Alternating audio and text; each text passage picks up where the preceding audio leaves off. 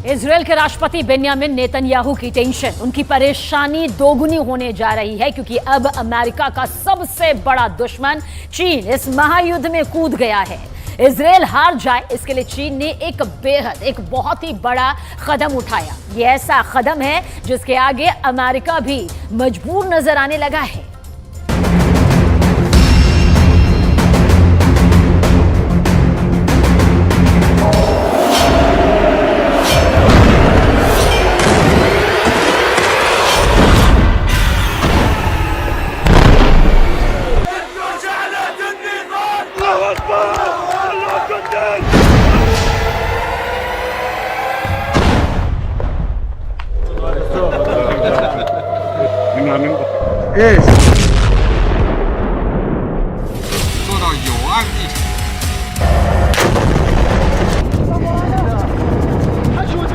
सात अक्टूबर के बाद से गाजा में जिसने हाथ डाला है उसने अपना हाथ जलाया है।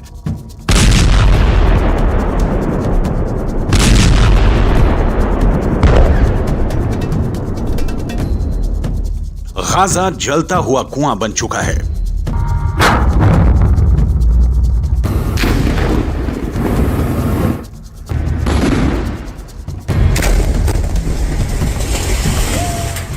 जो गिरेगा खत्म हो जाएगा, क्योंकि इजरायल को जिसने भी अब तक रोकने की कोशिश की उसको नेतन्याहू ने सिर्फ एक जवाब दिया, जब तक हमास खत्म नहीं हो जाता तब तक युद्ध जारी रहेगा।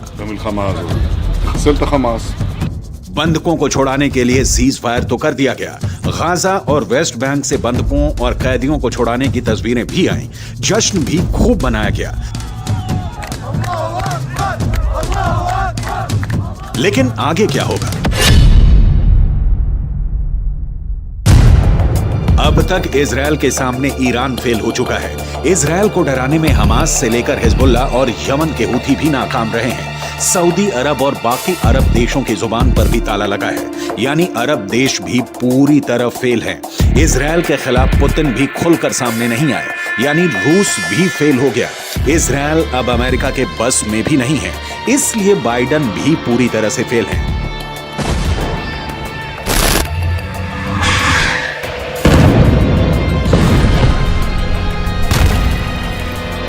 ऐसे में इजरायल को कौन रोकेगा? इजरायल को कौन टोकेगा? गाजा पर फिर बमबारी होगी, इसकी पूरी गारंटी है। ऐसे में इजरायल के युद्ध को कौन खत्म करेगा? कौन इजरायल से टक्कर लेगा? कौन है जिसमें इतनी हिम्मत है कि वो इजरायल से सीधे टकरा जाए? तो इसका एक जवाब आया है।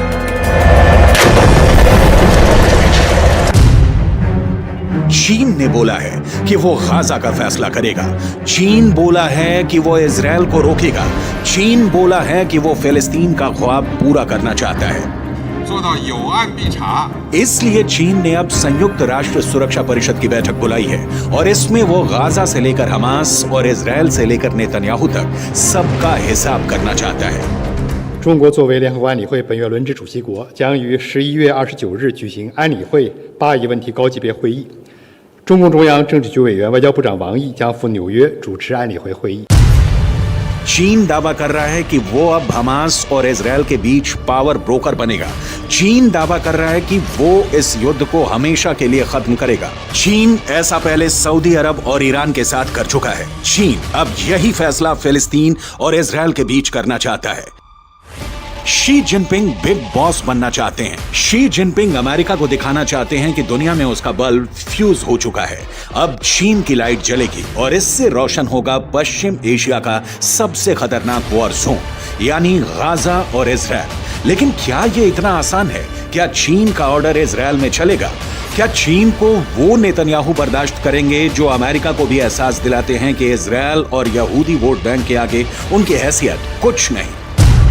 वो हमास को खत्म करने तक बिल्कुल नहीं रोकेंगे। हमास की मौत 100% पक्की है, ये नेतन्याहू की गारंटी है। אבל באותה נשימה אמרתי גם לנשיא שבגמר המתווה אנחנו חוזרים בכל העוצמה לממש את היעדים שלנו, חיסול החמאס, להבטיח שעזה לא תחזור להיות מה שהיא הייתה, וכמובן שחרור כל חטופינו.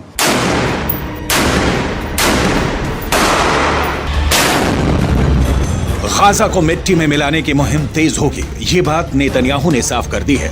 लेकिन इजरायल पर 14,000 से ज्यादा फिलिस्तीनियों की मौत का इल्जाम है और चीन अब इस मुद्दे को खुद हैंडल करना चाहता है। चीन इस पूरे मुद्दे को संयुक्त राष्ट्र सुरक्षा परिषद में लाकर इजरायल को ऐसे घेरना चाहता है जिससे नेतन्याहू बच ना पाए और गाजा में सरेंडर कर दे। 7 अक्टूबर के बाद युद्ध को ऐसे खत्म करना इजरायल की बड़ी हार मानी जाएगी और पहले से घर में घिरे नेतन्याहू की राजनीति का अंत भी हो जाएगा। लेकिन फिलिस्तीन और गाजा को लेकर इजरायल के खिलाफ कोई भी प्रस्ताव गिर जाएगा, इसकी भी पूरी गारंटी है, क्योंकि अमेरिका के पास वीटो पावर है जिसका उसने हमेशा इजरायल को बचाने के लिए इस्तेमाल किया है।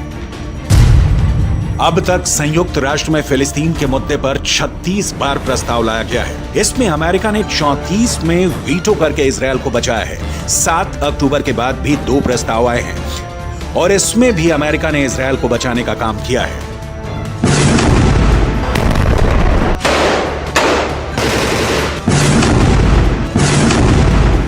अब गाजा में इजरायल को रोकने के लिए चीन ने सुरक्षा परिषद में बड़ी तैयारी की है, लेकिन नेतन्याहू ने गाजा पहुंचकर इसका पहले ही जवाब दे दिया है कि उनको डराने में कोई कामयाब नहीं हो पाएगा। צוהריים עם הלוחמים הגיבורים שלנו. אנחנו עושים כל מאמץ להחזיר את חטופינו ובסופו של דבר נחזיר את כולם. יש לנו 3 יעדים במלחמה הזאת. לחסל את החמאס, להחזיר את כל חטופינו ולהבטיח שעזה לא תחזור להיות איום למדינת ישראל. ואני פה להגיד לחברים כאן, ללוחמים כאן, שאומרים לי את אותם הדברים, ואני חוזר ואומר את זה לכם, אזרחי ישראל. אנחנו ממשיכים עד הסוף, עד הניצחון. שום דבר לא יעצור אותנו.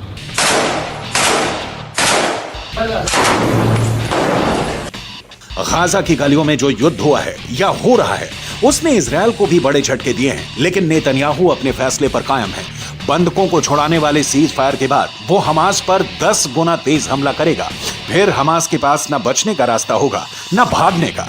गाजा की गलियों में युद्ध के दौरान हमास ने भी बड़े बड़े दावे किए हैं।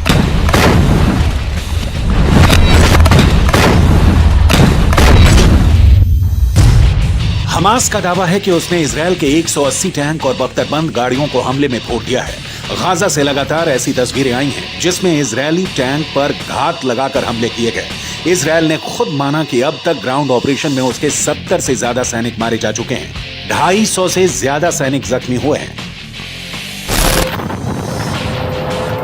लिहाजा हमास के खिलाफ जो ताकत इजरायल माना जाता है उसके मुताबिक नतीजे तो इजरायल को भी नहीं मिले हैं। हालांकि नेतन्याहू के सामने अपनी छवि को बचाए रखना बड़ा चैलेंज बन चुका है और गाजा पहुंचकर उनकी पहली कोशिश इसी तरफ नजर आती है। ישבתי עם סגן הרמטכ"ל, עם המפקדים, ועל הקיר היה כתוב עם ישראל חי. אז עם ישראל חי, ועם ישראל גם מנצח. בזכותכם, בזכותכם. תודה לכם.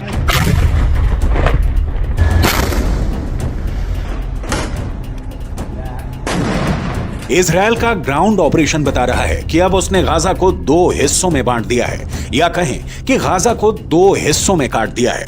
एक तरफ है उत्तरी गाजा जिसको चारों तरफ से इजरायल की सेना ने घेर लिया है। अंदर बहुत ही खतरनाक युद्ध पूरी दुनिया ने देखा है। तो दूसरी तरफ है दक्षिणी गाजा। इजरायल की कोशिश है कि उत्तरी गाजा में हमास के पूरे कैडर को खत्म कर दिया जाए। चीन ऐसा नहीं चाहेगा क्योंकि चीन तो हमास का पूरा समर्थन करता है। ऐसा इसलिए कहा जा रहा है क्योंकि उसने 7 अक्टूबर वाले हमले को लेकर अपना रुख साफ नहीं किया है, या कह सकते हैं कि वो हमास के साथ है। सवाल इजरायल से है कि सीज फायर से पहले 50 दिन के युद्ध को लेकर वो कहां पास हुआ है और कहां फेल। 7 अक्टूबर को हुए हमले के बाद हमास के खिलाफ जंग में इजरायल के 2 मकसद थे। पहला, हमास के पास से करीब 250 बंधकों को आजाद कराना, जिसके लिए इजरायल को सीज फायर करना पड़ा, यानी उसका युद्ध और बमबारी काम नहीं आई, वो फेल हो गए। दूसरा मकसद, इजरायल हमास को जड़ से खत्म करना चाहता है, लेकिन अभी तक इसमें भी इजरायल फेल ही साबित हुआ है। עוד מתמשך לארץ. תודה. יש רוח, יש עוצמה, יש נחישות, ויש תוצאות. גם את זה, וגם את זה, וגם את זה. אנחנו כל הזמן. פה בגלל ישראל, נכון? אני אומר לך, כמו שאמרתי לביידן, אנחנו הולכים לעשות את זה, להשלים את זה, שלא יהיה לאף אחד ספק. לא מבחינת רק הכוונה, אלא גם היכולת. אני מאמין בכם. गाजा में सीज फायर करके इजरायल को वक्त मिला, उसकी सेना को वक्त मिला, हमास को भी वक्त मिला।